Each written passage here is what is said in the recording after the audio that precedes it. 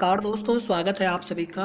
Junior शिक्षक भर्ती परीक्षा 2021 को लेकर के बात करने वाले हैं। ढेर सारे प्रश्न आप सभी के हैं और उनके जवाब जो है किसी के पास नहीं मिल रहे हैं। और यहाँ पर कुछ आपके ऐसे प्रश्न हैं दोस्तों जहाँ पर सटीक आपको जवाब प्रदान किए जाएंगे। साथ ही कुछ प्रश्नों को हम कल के लिए छोड़ेंगे जब कल से आपका आवेदन शुरू हो जाएगा। इसके अलावा कौन किस विषय से अप्लाई करें, और आप देख रहे होंगे कि तमाम तरह की जो है एक तरह से आप कह सकते हैं कि सही जानकारी नहीं भी होती है, उसको भी लोग बताते रहते हैं। तो थोड़ा सा हम यहाँ पर कंफर्म करने का प्रयास करेंगे। बाकी जो चीज़ें क्लियर नहीं हो पाएंगे दोस्तों, कल के नोटिफिकेशन यानी कल के आवेदन के बाद से कहना चाहिए, कल के आवेदन से वो चीज़ें क्लियर हो पाएंगी। फिर देखिए, लिखित परीक्षा में कम से कम कितने अंक लाएँ कि इस बार चयन हो सके। सीटों की संख्या बहुत कम है, 1504। सही रणनीति दिलाएगी सफलता। तो वीडियो को लाइक जरूर कर दीजिएगा, शेयर कर सकते हैं और साथ में चैनल को जरूर सब्सक्राइब कर लेंगे। इसके अलावा आप लोग हमारा प्रैक्टिस सेट्स सॉल्व करना ना बोलें, ज़रूर सॉल्व कर लीजिएगा। एक निवेदन दोस्तों उन सभी अभ्यर्थियों से है जो लोग कहीं से बना बनाया मैटर लेकर के समय अपना ख़राब ना करें। दोस्तों थोड़ा सा आप लोग स्ट्रेटजी अपनी बदलिए, जो सिलेबस वाइज है। मैं तो खाली इतना कह रहा हूँ कि आप लोग कुछ मत करिए। आपका जो भी आप जिस भी स्ट्रीम से आपको आवेदन करना है, आप उसी स्ट्रीम के आप यूपी बोर्ड के 6वीं 7वीं 8वीं 9वीं 10वीं तक का पूरा सिलेबस अपने हिसाब से सिलेबस देख लीजिए। जो अपना सिलेबस हमारा है जूनियर शिक्षक भर्ती परीक्षा के लिए, वही टॉपिक आप वहाँ पे सर्च कर लीजिए। आप देखेंगे वहाँ पे बिल्कुल एग्जैक्टली वही जो चैप्टर का नाम वहाँ पर है, वही आपको सेम टू सेम नाम सिलेबस में डाला हुआ है। तो आपको बस वही एक बार आप पूरा पढ़ डालिए अच्छे से, ठीक है। बाकी प्रश्नों के लेवल को थोड़ा सा हम लोग प्रैक्टिस सेट्स के माध्यम से सॉल्व कर लेंगे और कुछ चीज़ें आप लोग और देख सकते हैं ताकि कहीं से कोई भी प्रश्न छूटने की संभावना ना हो,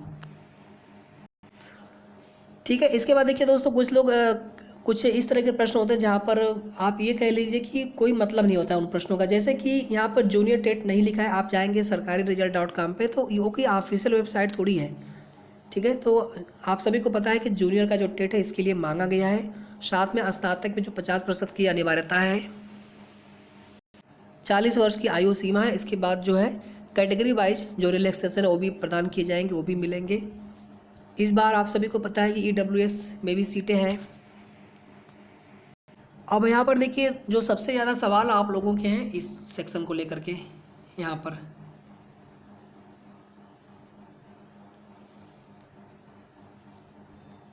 इसमें देखिए यहाँ पर लिखा है ना, विज्ञान एवं गणित। तो बिल्कुल क्लियर सा है कि विज्ञान और गणित दोनों के लिए यहाँ पर एक साथ बोला गया है कि भाषा हो, सामान्य अध्ययन हो या फिर विज्ञान एवं गणित। अब ये चीज़ दोस्तों कल क्लियर हो पाएगा। कोई भी अगर आपसे कंफर्म कह रहा है कि नहीं विज्ञान और गणित अलग रहेगा, तो भैया कोई भी उसके पीछे तथ्य नहीं, आप कहाँ से बता रहे हैं, पिछली भर्ती से बता रहे हैं या फिर किससे बता रहे हैं। तो ये चीज़ आप लोग समझने का प्रयास करिए। कल जब आवेदन शुरू हो जाएंगे तो वहाँ पर देखना पड़ेगा कि वहाँ पर कैसे वहाँ पे आ रहा है ऑप्शन चूज करने के लिए विषय, चूँकि उसमें हम विषय चूज करेंगे, ठीक है।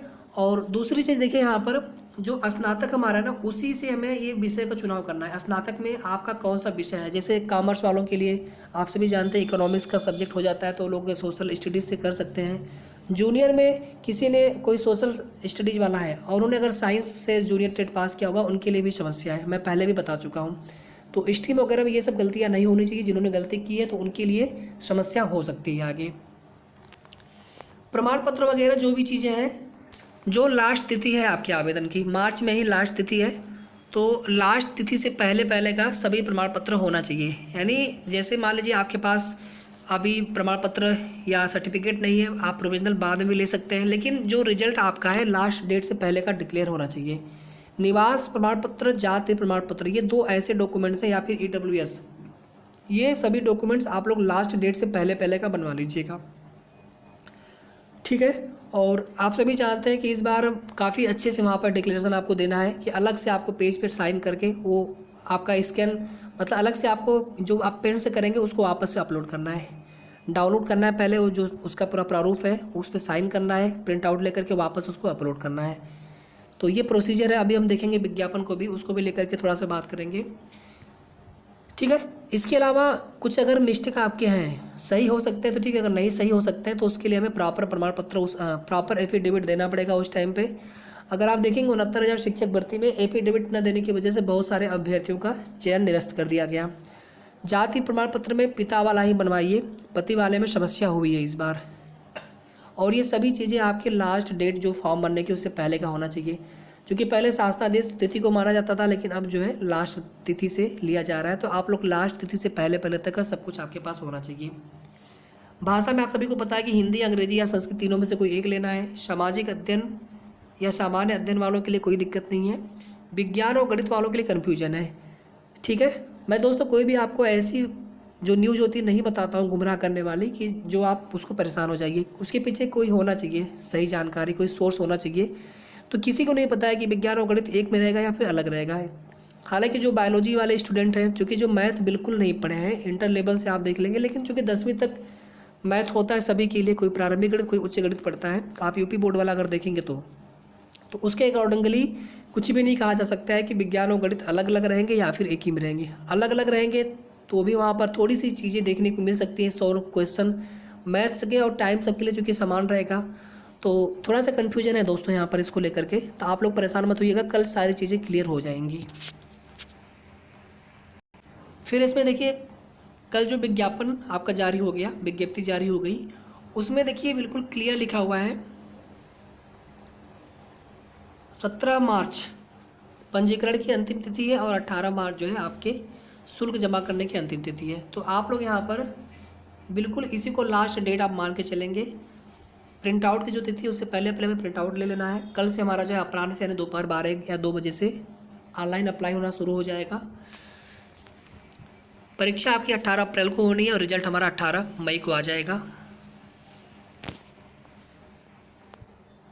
ठीक है ना, यहाँ पे देखिए आपका 18 अप्रैल को एग्जाम है।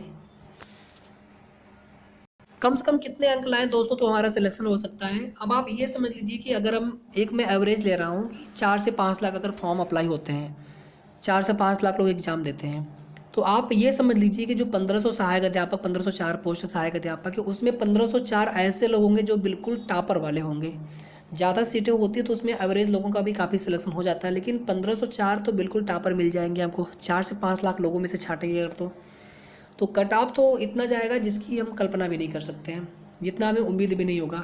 90-97 जो क्वालिफाइड क्राइटेरिया है, इससे तो कोई मतलब ही नहीं है। इतना तो लाने वाले आपको मुझे लग रहा है कि कम से कम 1 लाख लोग मिल जाएंगे। आप 69,000 शिक्षक भर्ती देख लीजिए, 1,46,060 अभ्यर्थी, तो यहाँ पर भी आप मान के चलिए कि 1 लाख से ऊपर लोग इस क्राइटेरिया को पार कर सकते हैं, कितना भी पेपर टफ होगा। और इस बार पेपर भी मुझे लग रहा है कि काफ़ी ज़्यादा हार्ड बनाया जाएगा। पिछली बार प्राइमरी शिक्षक भर्ती में जितनी सीटें थी, 69,000 सीटें के बावजूद भी 2 गुने से अधिक अभ्यर्थी पास हो गए। तो इस बार पेपर तो हार्ड आने की बिल्कुल चांसेस हैं, इसलिए आप लोग जितना अच्छा पढ़ सके। देखिए 10वीं लेवल तक तो मैंने आपको बता दिया, उसमें तो आपको कुछ भी छोड़ना ही नहीं है, कोई भी चीज़। 10वीं लेवल जैसे मैथ वाले हैं, 10वीं लेवल तक का मैथ आप बिल्कुल अच्छे से पढ़ डालिए। 8वीं तक का काम नहीं चलेगा भैया, 10-20% भी काम नहीं चलेगा, आप गारंटी ले लीजिए मुझसे, नहीं चल पाएगा। आप 10वीं तक का मैथ्स अच्छे से पढ़ लीजिए, उसके आगे का आप और थोड़ा पढ़ सकते हैं, थोड़ा लेवल उसका और डीप में जा सकते हैं तो पढ़िए। इसी तरह साइंस में, इसी तरह सोशल स्टडीज़ वाले, इसी तरह से लैंग्वेज वाले। स्नातक आपका जो अर्हता है ना, एलिजिबिलिटी है, और तो आप ये मान कर चलिए कि थोड़ा बहुत चीज़ें आपको पता होना चाहिए और आगे की भी। और यहाँ पर दोस्तों मैं ज़्यादा तो नहीं कह रहा हूँ, लेकिन कितना भी पेपर लेवल अच्छा हो उसके बावजूद कम से कम 110-115 नंबर से नीचे नहीं जाएगा सुपर टेट में। इतने अंक कम से कम अगर आपके होते हैं तो ही मुझे लग रहा है कि फाइट करने की संभावना होगी, 110-115 तक। ठीक है, हो सकता है कि मैथ वालों के, साइंस वालों के थोड़ा सा 105-110 पे भी हो जाए, क्योंकि उनके थोड़े से मेरिट कम रहती है। कट ऑफ थोड़ा सा उनका मेरिट में जो कट ऑफ रहेगा थोड़ा सा डाउन रहेगा जो भाषा वाले हैं उनकी तुलना में। सोशल स्टडीज़ वालों के थोड़ा सा और कम रहेंगी मेरिट, और उनकी तुलना में मैथ और साइंस वालों के मेरिट थोड़ा सा और कम रहते हैं। तो आप लोग जो है प्रैक्टिस पे ज़्यादा बल दीजिए, और जो बेसिक चीज़ें हैं उनको आप लोग यूपी बोर्ड की या एनसीईआरटी की हिंदी वाली मीडियम वाली, क्योंकि इंग्लिश में सब लोग नहीं पढ़ पाएंगे, बाकी आपको जैसे कंफर्टेबल पड़े उसको आप एक बार पूरा पढ़ डालिए सिलेबस अच्छे से। ठीक है, बाकी आप देखिए, मैं किसी को नहीं कह रहा हूँ, मैं खुद को भी उसमें इंक्लूड कर रहा हूँ कि आपको जो वीडियो आपको दिए जाएंगे चैनल, यूट्यूब चैनल वगैरह पे, वो केवल वहाँ पे टाइम आपका ख़राब होगा। 10 क्वेश्चन 20 क्वेश्चन आपका उसमें घंटा भर आप टाइम ख़राब करेंगे। प्रैक्टिस पर्पज़ से आप लोग थोड़ा सा उसको वीडियो को फास्ट फॉरवर्ड करके देख लिया करिए, कोई दिक्कत नहीं है। प्रैक्टिस सेट्स आपको हम भी प्रोवाइड कराएंगे, लेकिन ज़्यादा आप लोग अपना टाइम जो है यहाँ पर ख़राब मत करिएगा कि एक एक टॉपिक आप पढ़ने के चक्कर में पड़ जाए। समय आपके पास ज़्यादा है नहीं, तो हमारी जो स्ट्रेटजी है बिल्कुल जितनी अच्छी होगी उतना ही हम लोग सफलता के नज़दीक पहुंच सकते हैं। बाकी दोस्तों आप सभी समझदार हैं हमें कैसे पढ़ना है, क्या पढ़ना है। बुक वगैरह मार्केट में आने शुरू हो गए हैं, लेकिन वो बुक से गारंटी नहीं है कि वहाँ से आपका पूरा सिलेबस कवर हो पाएगा। हालांकि मैंने देखा घटना चक्र की कुछ बुक्स आ गई हैं और इसी तरह से कुछ और भी बुक्स मार्केट में अवेलेबल हो चुकी हैं, कुछ ऑनलाइन बुक्स भी आ चुकी हैं। आप लोग कोशिश करिए सिलेबस अपना ख़त्म करने की, जो यूपी बोर्ड की या फिर एनसीईआरटी की जो हिंदी मीडियम या फिर जैसे भी आप पढ़ सकते हैं, सिलेबस वाइज आप देख लीजिए पूरा 10वीं तक का पूरा ख़त्म कर डालिए, 6, 7, 8 और 9, 10 का। बिल्कुल भी इसमें भैया सोचना नहीं है आपको, ये आप कर लीजिए इसको, और इस चीज़ को आप लोग खुद समझ सकते हैं कि मैं ऐसा क्यों कह रहा हूँ। ठीक है, मिलते हैं नेक्स्ट वीडियो में। और मुझे पता है कि इसके अलावा आप सभी के मन में ढेर सारे प्रश्न होंगे जिनके जवाब आप सभी को कल मिल जाएंगे पूरी तरह से प्रॉपर तरीके से। और कल किस तरह से मैं फॉर्म अप्लाई करना है उसका भी मैं एक वीडियो अलग से बना दूंगा, वो वीडियो आप लोग जरूर देख लीजिएगा। और बिल्कुल भी आप लोग जल्दीबाजी नहीं करेंगे फॉर्म भरने में, क्योंकि आगे चल करके भैया किसी भी तरह की त्रुटि संशोधन का मौका नहीं मिलेगा। इस बार त्रुटि संशोधन की वजह से ही भर्ती हमारी, आप यूँ कह लीजिए 69,000 शिक्षक भर्ती का मामला अभी तक लटका पड़ा है। थर्ड काउंसलिंग के लिए, प्रतीक्षा सूची के लिए 3 बार वहाँ पर, 2 बार जियो आ चुका है, तीसरी बार वहाँ पर जियो आने वाला है 1-2 दिन में। तो बिल्कुल भी आप लोग, जो लोग खुद से फॉर्म भर सकते हैं या फिर साइबर जैसे भी आप फॉर्म भरवाएं, उसमें एक भी स्पेलिंग की भी एक मिस्टेक नहीं होनी चाहिए। ठीक है, तो मिलते हैं नेक्स्ट वीडियो में टेस्ट सीरीज के साथ में, और साथ में कल किस तरह से फॉर्म भरना है उसको भी लेकर के हम प्रॉपर एक वीडियो बना देंगे, तो आप वो वीडियो देख लीजिएगा। बाकी की जो भी जानकारी होगी आप सभी को आगे शेयर कर दी जाएगी। तो वीडियो को लाइक और शेयर जरूर कर दीजिएगा। लाइक आप सभी कर दीजिएगा जितने भी आप लोग देख रहे हैं हमारा वीडियो। साथ ही साथ दोस्तों, आप लोग नए शिक्षक भर्ती वाले ग्रुप से जरूर ज्वाइन सॉरी जो नई शिक्षक भर्ती का ग्रुप, आप उसको ज्वाइन कर लीजिएगा, लिंक आपको डिस्क्रिप्शन में दिया हुआ है। तो मिलते हैं नेक्स्ट वीडियो में। Thank you so much, thanks for watching.